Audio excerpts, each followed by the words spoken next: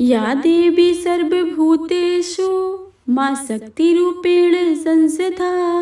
नमस्तस्यै नमस्तस्यै नमस्तस्यै नमो नमः। जय माता दी। हे प्रिय भक्तों, आज हम सभी श्रवण करेंगे माता अन्नपूर्णा और माता वैभव लक्ष्मी की बहुत ही सुंदर एवं पावन व्रत कथा। तो आप सभी से विनम्र अनुरोध है कि इन कथाओं को पूरे भक्ति भाव से सुने और कमेंट बॉक्स में माता रानी की जय लिखना बिल्कुल भी मत भूलिएगा। आइए सर्वप्रथम गौरी पुत्र गणेश को याद करके सुनते हैं माता अन्नपूर्णा की कथा। प्रेम से बोलिए माता अन्नपूर्णा की जय, गौरी पुत्र गणेश की जय, माता वैभव लक्ष्मी की जय। मां अन्नपूर्णा माता के महाव्रत की कथा। एक समय की बात है, काशी निवासी धनंजय की पत्नी का नाम सुलक्षणा था। उसे अन्य सब सुख प्राप्त थे, केवल निर्धनता ही उसके दुख का एकमात्र कारण था। यह दुख उसे हर समय सताता रहता था। एक दिन सुलक्षणा पति से बोली, हे स्वामी, आप कुछ उद्यम करें तो काम चले, इस प्रकार कब तक काम चलेगा। सुलक्षणा की बातें सुनकर धनंजय के मन में बैठ गई और वह उसी दिन विश्वनाथ शंकर जी को प्रसन्न करने के लिए बैठ गया और कहने लगा, हे देवाधिदेव विश्वेश्वर, मुझे पूजा पाठ कुछ नहीं आता है, केवल आपके भरोसे बैठा हूँ। इतनी विनती करके वह 2-3 दिन तक भूखा प्यासा बैठा रहा। यह देखकर भगवान शंकर ने उसके कान में अन्नपूर्णा अन्नपूर्णा अन्नपूर्णा कहा। इस प्रकार 3 बार कहा। यह कौन कह गया है? यही सोच में धनंजय पड़ गया कि मंदिर में आते ब्राह्मण को देखकर पूछने लगा, पंडित जी, अन्नपूर्णा कौन है? ब्राह्मणों ने कहा, तू अन्न छोड़ बैठा है तो तुझे अन्न की बातें ही सूझती हैं। जा घर जाकर अन्न ग्रहण कर। धनंजय घर आ गया, स्त्री से सारी बातें कही। वह बोली, नाथ, चिंता मत करो, स्वयं शंकर जी ने यह मंत्र दिया है, वे स्वयं ही खुलासा करेंगे। आप फिर जाकर उनकी आराधना करो। धनंजय फिर जैसा ही तैसा पूजा में बैठ गया।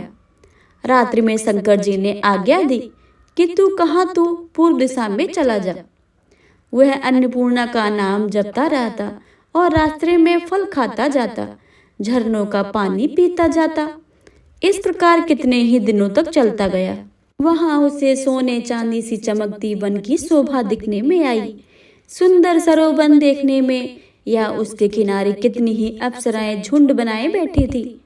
एक कथा सुनती और सब मिलकर मां अन्नपूर्णा इस प्रकार बार बार कहती थी। यह अगहन मास का उजेली रात थी और आज से ही व्रत का आरंभ था। जिस शब्द की खोज करने वह निकला था वह उसे सुनने को मिल गया। धनंजय ने उसके पास जाकर पूछा कि हे देवियों, आप यह क्या करती हो? उन सब ने कहा कि हम मां अन्नपूर्णा का व्रत करती हैं। धनंजय ने पूछा, व्रत पूजा करने से क्या होता है? यह किसी ने किया भी है? यह कब किया जाता है? कैसा व्रत है और कैसी विधि है? मुझसे भी विस्तार में बतलाइए। वे कहने लगी, इस व्रत को सब कोई कर सकते हैं। 21 दिन तक लिए 21 गांठ का सूत लेना चाहिए। 21 दिन यदि ना बने तो एक दिन उपवास करें। यह भी ना बने तो केवल कथा सुनकर प्रसाद लें।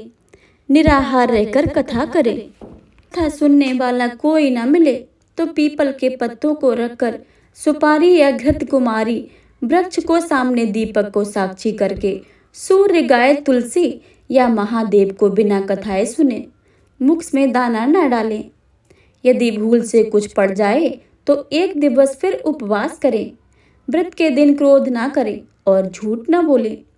धनंजय बोला, इस व्रत को करने से क्या होता है? वे कहने लगी, इसके करने से अंधों को नेत्र मिले, लूलों को हाथ मिले, निर्धन के घर धन आवे, बांझे को संतान मिले, मूर्ख को विद्या आवे। जो जिस कामना से व्रत करे माँ उसकी इच्छा पूरी करती है। वह कहने लगा, बहनों, मेरे पास तो धन नहीं है, विद्या नहीं है, कुछ भी तो नहीं है। मैं तो दुखिया ब्राह्मण हूँ, मुझे इस व्रत का सूत दोगी? हाँ भाई, तेरा कल्याण हो, हम तुम्हें अवश्य देंगे। ले यह व्रत का मंगल सूत्र ले। धनंजय ने व्रत किया। व्रत पूरा हुआ। तभी सरोवर में 21 खंड की स्वर्ण सीढ़ी हीरा मोती जड़ी हुई प्रकट हुई। धनंजय जय अन्नपूर्णा अन्नपूर्णा कहता जाता था। इस प्रकार कितनी ही सीढ़ियां उतर गया तो क्या देखता है कि करोड़ों सूर्य से प्रकाशमान अन्नपूर्णा का मंदिर है। उसके सामने स्वर्ण सिंहासन पर माता अन्नपूर्णा विराजमान है। सामने भिक्षा हेतु शंकर भगवान खड़े हैं।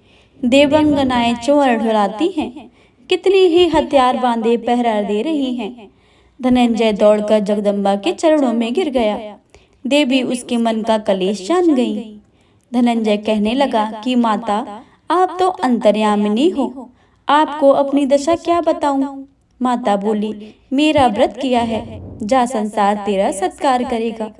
माता ने धनंजय की जिह्वा पर बीज मंत्र लिख दिया। अब वह तो उसके रोम रोम में विद्या प्रकट हो गई।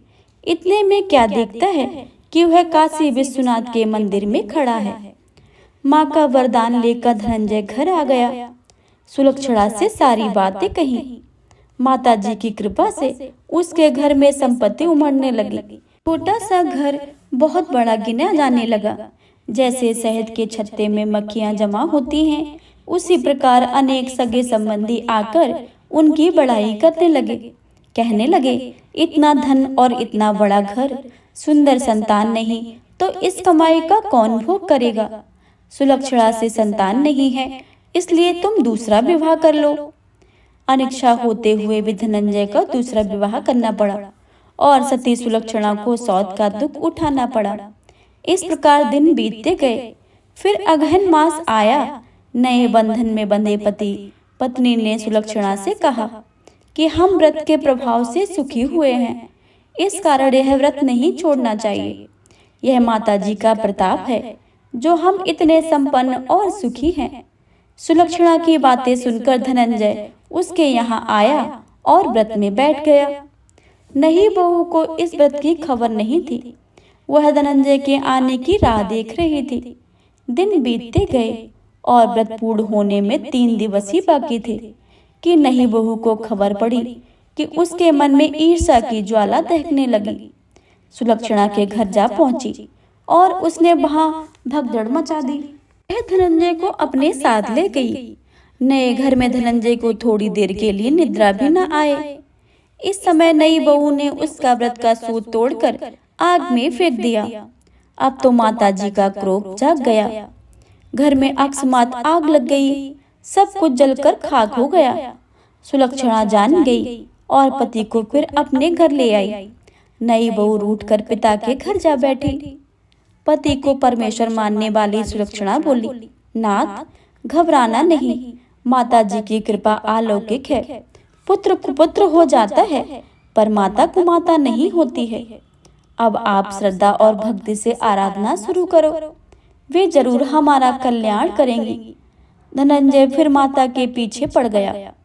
वहीं वह सरोवर सीढ़ी प्रकट हुई। उसमें माँ अन्नपूर्णा कहकर उतर गया। वहां जाकर माता जी के चरणों में रुदन करने लगा। माता प्रसन्न होकर बोली, यह मेरी स्वर्ण की मूर्ति ले और इसकी पूजा करना, तू फिर सुखी हो जाएगा। जा, तुझे मेरा आशीर्वाद है। तेरी स्त्री सुलक्षणा ने श्रद्धा से मेरा व्रत किया है, उसे मैंने पुत्र दिया है। धनंजय ने आंखें खोली तो खुद को काशी विश्वनाथ के मंदिर में खड़ा पाया। वहां से फिर उसी प्रकार को घर आया। इधर सुलक्षणा के दिन चढ़े और महीने पूरे होते ही पुत्र का जन्म हुआ। गांव में आश्चर्य की लहर दौड़ गई। इस प्रकार उसी गांव के निसंतान सेठ के पुत्र होने पर उसने माता अन्नपूर्णा का मंदिर बनवा दिया। उससे माता जी धूमधाम से पधारी, यज्ञ किया और धनंजय को मंदिर के आचार्य का पद दे दिया। जीविका के लिए मंदिर की दक्षिणा को रहने के लिए बड़ा मंदिर सा भवन दिया। धनंजय स्त्री पुत्री सहित वहां रहने लगा। माता जी के चढ़ावे से भरपूर आमदनी होने लगी। उधर नहीं बहू के पिता के घर डाका पड़ गया और सब लुट गया। वे भीख मांगकर पेट भरने लगे। सुलक्षणा ने जब यह सुना तो उन्हें बुलावा भेजा, अलग घर में रख लिया और उनके अस्त्र वस्त्र का प्रबंध किया। धनंजय, सुलक्षणा, उसका पुत्र माताजी की कृपा से आनंद से रहने लगे। माताजी ने इनके भंडारे भरे, वैसे ही सबके भंडारे भरे। इनसे बोले माता अन्नपूर्णा की जय। प्रिय श्रोताओं, आइए अब सुनते हैं माता लक्ष्मी की वैभव लक्ष्मी व्रत की कथा। तो आप पूरे भक्ति भाव से और मन लगाकर पूरा अवश्य सुने। किसी शहर में अनेक लोग रहते थे। सभी अपने अपने कामों में लगे रहते थे। किसी को किसी की परवाह नहीं थी। भजन कीर्तन, भक्ति भाव, दया माया, परोपकार जैसे संस्कार कम हो गए हैं। शहर में बुराइयां बढ़ गई थी। शराब, जुआ, रेस, व्यभिचार, चोरी, डकैती वगैरह बहुत से गुनाह शहर में होते थे। इतने बावजूद शहर में कुछ अच्छे लोग भी रहते थे। ऐसे ही अच्छे लोगों में शीला और उनकी पति की गृहस्थी मानी जाती थी। शीला धार्मिक प्रवृत्ति की थी और संतोषी स्वभाव वाली थी। उनका पति भी विवेकी और सुशील था। शीला और उसका पति कभी किसी की बुराई नहीं करते थे और प्रभु भजन में अच्छी तरह समय व्यतीत करते थे। शहर के लोग उनकी गृहस्थी की सराहना करते थे। देखते ही देखते समय बदल गया। शीला का पति बुरे लोगों से दोस्ती कर बैठा। वह जल्द से जल्द करोड़पति होने को ख्वाब देखने लगा, इसलिए वह गलत रास्ते पर चल पड़ा। फलस्वरूप वह करोड़पति बन गया, यानी रास्ते पर भटकते भिखारी जैसी उसकी हालत हो गई थी। शराब, जुआ, रेस, चरस, गांजा वगैरह बुरी आदतों में शीला का पति भी फंस गया। दोस्तों के साथ उसे भी शराब की आदत हो गई। इस प्रकार उसने अपना सब कुछ रेस, जुआ में गवा दिया था। शीला को पति के बर्ताव से बहुत दुख हुआ, किंतु वह भगवान पर भरोसा रखकर सब कुछ सहने लगी। वह अपना अधिकांश समय प्रभु भक्ति में बिताने लगी। अचानक एक दिन दोपहर को उनके द्वार पर किसी ने दस्तक दी। शीला ने द्वार खोला तो देखा एक माजी खड़ी थी। वे बड़ी उम्र की लगती थी, किंतु उनके चेहरे पर अलौकिक तेज निखर रहा था। उनकी माँ आंखों में मानो अमृत सा बह रहा था। उनका भव्य चेहरा करुणा और प्यार से छलकता था। उनको देखते ही शीला के मन में अपार शांति छा गई।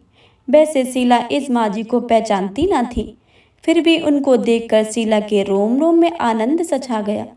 शीला माजी को आदर के साथ घर में ले आई। घर में बिठाने के लिए कुछ भी नहीं था, अतः शीला ने सकचाकर एक फटी हुई चादर पर उनको बिठाया। माजी ने कहा, क्यों शीला, मुझे पहचाना नहीं? शीला ने सकचाकर कहा कि माँ, आपको देखते ही बहुत खुशी हो रही है, बहुत शांति हो रही है।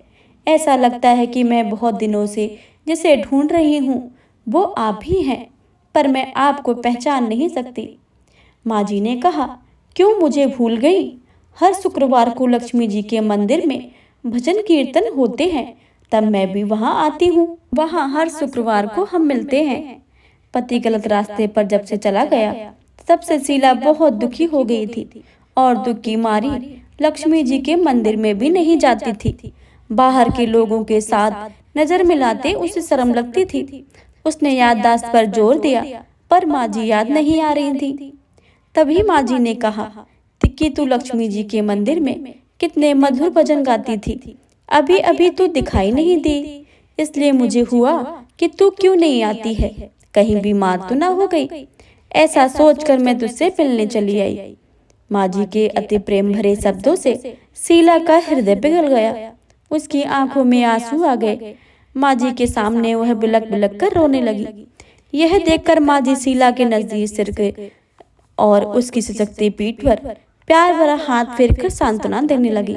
माजी ने कहा, सुख और दुख तो धूप छांव जैसे होते हैं। सुख के पीछे दुख आता है तो दुख के पीछे सुख भी आता है। धैर्य रखो बेटी, तुझे क्या परेशानी है? तेरे दुख की बात मुझे सुना, तेरा मन भी हल्का हो जाएगा और तेरे दुख का कोई उपाय भी मिल जाएगा। माजी की बात सुनकर शीला के मन को शांति मिली। उसने माजी को कहा कि माँ, मेरी गृहस्थी में भरपूर सुख और खुशियाँ थी। मेरे पति भी सुशील थे। भगवान की कृपा से पैसे की बात में भी हमें संतोष था। हम शांति से गृहस्थी चलाते, ईश्वर भक्ति में अपना वक्त व्यतीत करते थे। यकायक हमारा भाग्य हमसे रूठ गया। मेरे पति को बुरी दोस्ती हो गई। बुरी दोस्ती की वजह से वे शराब, जुआ, रेस, चरस, गांजा वगैरह खराब आदतों के शिकार हो गए और उन्होंने सब कुछ गवा दिया और हम रास्ते के भिखारी जैसे बन गए। यह सुनकर माँ जी ने कहा, सुख के पीछे दुख और दुख के पीछे सुख आता ही रहता है। ऐसा भी कहा जाता है कि कर्म की गति न्यारी होती है। हर इंसान को अपने कर्म भुगतने ही पड़ते हैं, इसलिए तू चिंता मत कर। अब तू कर्म भुगत चुकी है, अब तुम्हारे सुख के दिन अवश्य ही आएंगे। तू तो माँ लक्ष्मी जी की भक्त है और माँ लक्ष्मी जी तो प्रेम और करुणा के अवतार हैं। वे अपने भक्तों पर हमेशा ममता रखती हैं, इसलिए तू धैर्य रखकर माँ लक्ष्मी जी का व्रत कर, इससे सब कुछ ठीक हो जाएगा। माँ लक्ष्मी जी का व्रत की बात सुनकर शीला के चेहरे पर चमक आ गई और उसने पूछा कि माँ लक्ष्मी जी का व्रत कैसे किया जाता है, वह मुझे समझाइए, मैं यह व्रत अवश्य ही करूंगी। माँ जी ने कहा, बेटी, माँ लक्ष्मी जी का व्रत बहुत सरल है। उसे वरलक्ष्मी व्रत या भैरव लक्ष्मी व्रत भी कहा जाता है। यह व्रत करने वाले की सब मनोकामनाएं पूर्ण होती हैं। वह सुख संपत्ति और यश प्राप्त करता है। ऐसा कहकर माँ लक्ष्मी जी की वैभव लक्ष्मी व्रत की विधि कहने लगी। बेटी, वैभव लक्ष्मी व्रत वैसे तो सीधा साधा व्रत है, किंतु कई लोग उसे गलत तरीके से करते हैं, अतः उसका फल नहीं मिलता है। कई लोग कहते हैं कि सोने के गहने की हल्दी कुमकुम से पूजा करो, बस व्रत हो गया, पर ऐसा नहीं है। कोई भी व्रत शास्त्रीय विधि के अनुसार ही करना चाहिए, तभी उसका व्रत का फल मिलता है।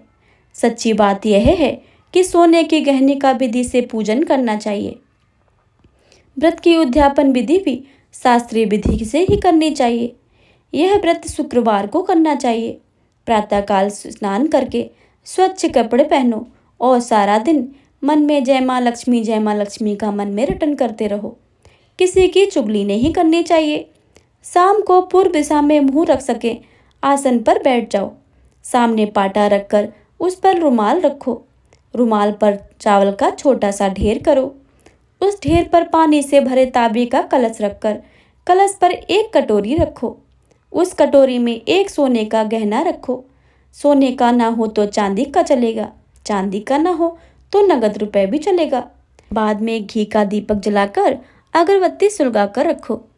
माँ लक्ष्मी जी के बहुत स्वरूप हैं और माँ लक्ष्मी जी को श्रीअंत अति प्रिय है, अतः वैभव लक्ष्मी में पूजन विधि करते वक्त सर्वप्रथम श्रीअंत और लक्ष्मी जी के वैभव स्वरूपों को सच्चे दिल से दर्शन करो। उसके बाद लक्ष्मी स्तवन का पाठ करो।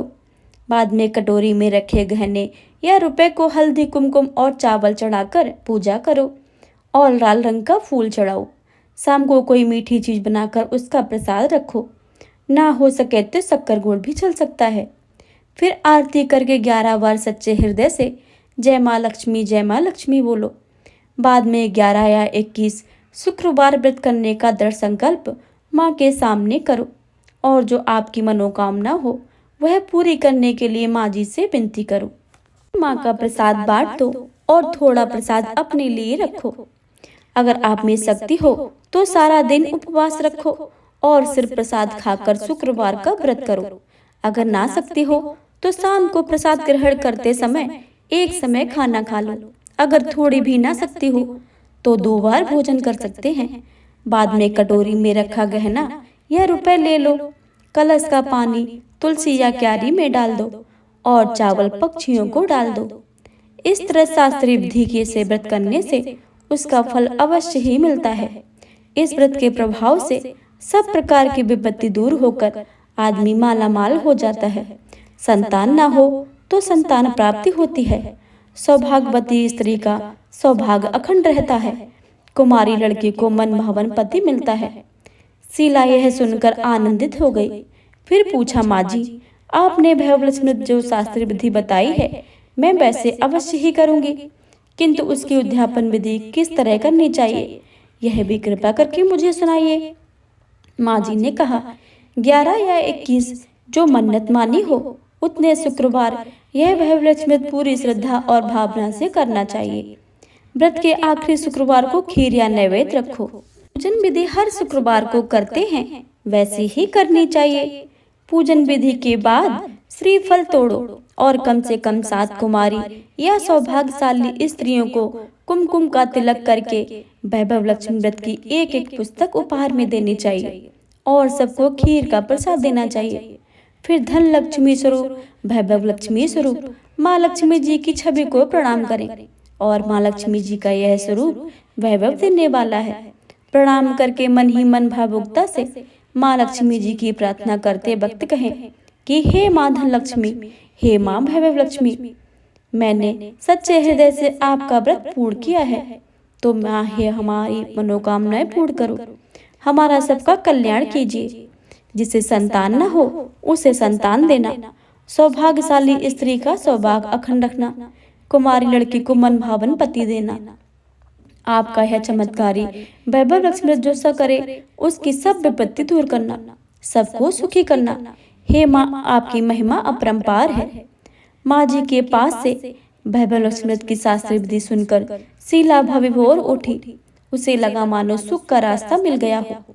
उसने मन आंखें बंद करके मन ही मन क्षण संकल्प लिया और कहा कि हे माँ वैभवलक्ष्मी, मैं माँ जी के कहे मुताबिक श्रद्धा के से शास्त्रीय विधि से वैभवलक्ष्मी 21 शुक्रवार तक करूंगी और व्रत के शास्त्रीय विधि के अनुसार उद्यापन विधि भी करूंगी। शीला ने संकल्प करके आंखें खोली तो देखा सामने कोई न था। वह विस्मित हो गई कि माँ जी कहाँ गई। यह माँ जी दूसरा कोई न था, साक्षात लक्ष्मी जी ही थी। शीला लक्ष्मी जी की भक्त थी, इसलिए अपने भक्त को रास्ता दिखाने के लिए माँ लक्ष्मी देवी माँ जी का स्वरूप धारण करके शीला के पास आई थी। दूसरे दिन शुक्रवार था। प्रातः काल स्नान करके स्वच्छ कपड़े पहनकर शीला ने मन ही मन श्रद्धा और पूरे भाव से जय माँ लक्ष्मी का मन में रटन करने लगी। सारा दिन किसी की चुगली नहीं की। शाम हुई तब हाथ मुंह धोकर शीला पूर्व दिशा में मुंह करके बैठी। घर में पहले सोने गहने बहुत से थे, पर पति ने गलत रास्ते पर चलकर सब गहने गिरवी रख दिए थे। पर नाक की चुन्नी बच गई थी। नाक की चुन्नी को निकालकर उसे धोकर शीला ने कटोरी में रख दी। सामने पाटे पर रुमाल रखकर मुट्ठी भर चावल का छोटा सा ढेर किया। उस पर तांबे का पानी भरकर कलश रखा। उसके ऊपर चुन्नी वाली कटोरी रखी। फिर विधि पूर्वक वंदन, स्तुवन, पूजन वगैरह किया और घर में थोड़ी शक्कर थी, वह प्रसाद में रखकर वैभवलक्ष्मी व्रत किया। यह प्रसाद पहले पति को खिलाया। प्रसाद खाते ही पति के स्वभाव में फर्क पड़ गया। उस दिन उसने शीला को मारा नहीं और सताया भी नहीं। शीला को बहुत आनंद हुआ। उसके मन में वैभवलक्ष्मी के लिए श्रद्धा और भी बढ़ गई। शीला ने पूर्ण श्रद्धा से भक्ति से 21 शुक्रवार तक व्रत किया। 21वें शुक्रवार को विधि पूर्वक उद्यापन विधि करके 7 स्त्रियों को वैभवलक्ष्मी की 7 पुस्तकें उपहार में दी। फिर माता जी के धनलक्ष्मी स्वरूप को छवि को बंधन करके भाव से मन ही मन प्रार्थना करने लगी। हे मां धनलक्ष्मी, मैंने आपका वैभवलक्ष्मी करने की जो मन्नत मानी थी वह व्रत आज पूर्ण किया है। हे माँ, हमारे हर विपत्ति को दूर करो, हमारा सबका कल्याण करो। जिसे संतान न हो उसे संतान देना, सौभाग्यवती स्त्री का सौभाग्य अखंड रखना, कुंवारी लड़की को मन भावन पति देना। जो आपका यह चमत्कारी वैभवलक्ष्मी जो करे उसकी सब विपत्ति दूर करना, सबको सुखी करना। हे माँ, आपकी महिमा अपरंपार है। ऐसा बोलकर लक्ष्मी जी के धनलक्ष्मी स्वरूप को छवि को प्रणाम किया। इस तरह शास्त्रीय विधि से शीला ने श्रद्धा से व्रत किया और तुरंत ही उसे फल मिला। उसका पति सही रास्ते पर चलने लगा और अच्छा आदमी बन गया और कड़ी मेहनत करके व्यवसाय करने लगा। धीरे धीरे समय पर व्यतीत हुआ और उसने शीला के गिरवी रखे हुए गहने छुड़ा लिए। घर में धन की बाढ़ सी आ गई। घर में पहले जैसे सुख शांति छा गई। वैभवलक्ष्मी के प्रभाव को देखकर मोहल्ले की दूसरी स्त्रियां भी शास्त्रीय विधि से वैभवलक्ष्मी करने लगी। हे मां धनलक्ष्मी, आप जैसे शीला पर प्रसन्न हुई हैं, उसी तरह आपका व्रत करने वाले सब पर प्रसन्न होना। हे वैभव लक्ष्मी माँ, आपकी इस व्रत कथा को सुनने वाले, पढ़ने वाले तथा हुंकार भरने वाले सब पर अपनी कृपा बनाए रखना। प्रेम से बोलिए जय धन लक्ष्मी माँ, जय वैभव लक्ष्मी माँ।